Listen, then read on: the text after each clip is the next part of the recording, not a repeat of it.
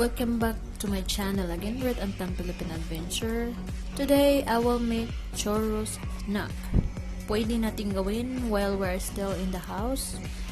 Kasi nasa bahay lang tayo, we're well on the community quarantine. Pwede natin gawin pang snack para sa mga chikiting natin. So, paano ba ito gawin? Panoorin lang ang buong video, guys. Sa procedure nito, we need 1 cup of water. Pakuluin lang natin at saka i-add natin yung 110 grams na unsalted butter at saka 1/4 teaspoon na asin, 1/4 teaspoon salt at saka 2 tablespoon white sugar. So, we will just mix it well. Haluin lang natin siya. At saka, yung apoy natin, lagay natin sa low-medium heat.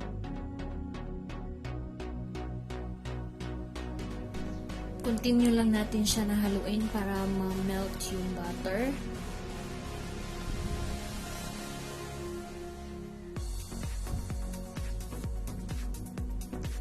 Once nag-melt na yung butter, we will add the 1 cup all-purpose flour.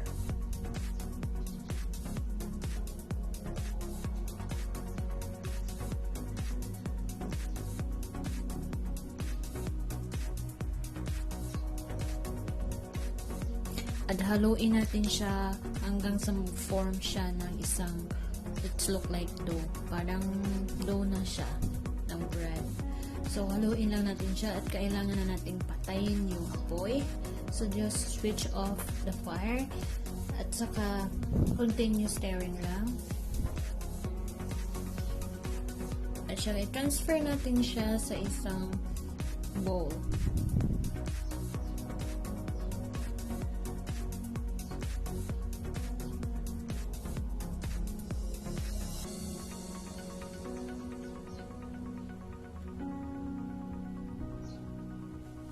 So, na-transfer na natin siya sa isang bowl at saka we will add 3 large egg at saka ilagay natin siya isa-isa. Haluin lang natin at para mag-mix lahat yung egg at saka yung butter natin, flour butter with the unsalted butter and sugar. So, kailangan lang siyang i-mix lahat. Dagdag natin yung egg isa-isa para siya, guys.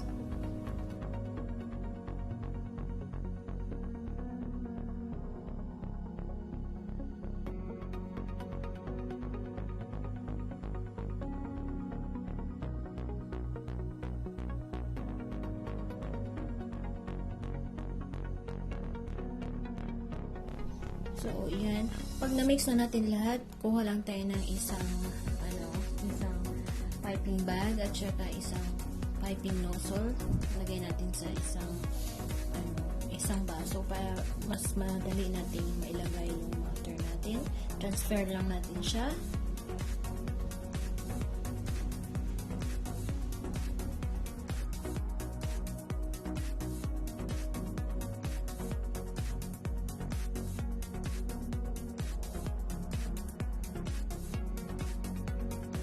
Pagkatapos natin lagay na ito, mag-preheat na din tayo ng ating cooking oil. So, mag-prepare din tayo ng lalagyan natin with the table napkin, guys. Yan. Ang ginamit ko dito is olive oil. So, pag natapos na, pag mainit na yung cooking oil, lagay na natin siya at fry lang natin until mag-golden brown. So, ginagamitan ko siya ng knife at the end para is easy to cut sa butter natin.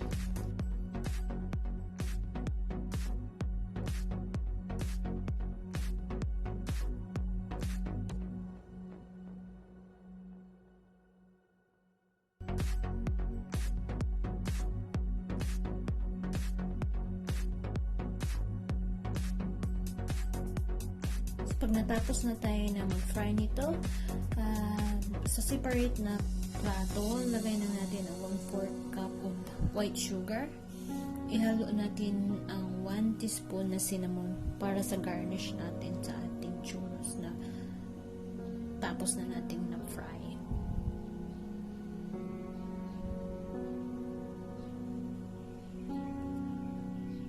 At saka pwede rin siya pag if you have chocolate in the house, mag-melt lang kayo ng chocolate para parang gawin lang natin siyang dipping sauce. Chocolate siya.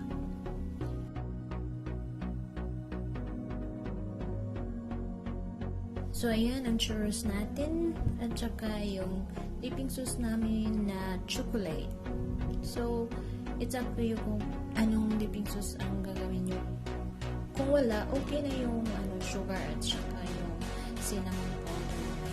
So, mas easy at saka available lang siya talaga sa ating kusina. So, have fun guys while we're still on the community quarantine. Thank you for watching and don't forget to hit like and subscribe.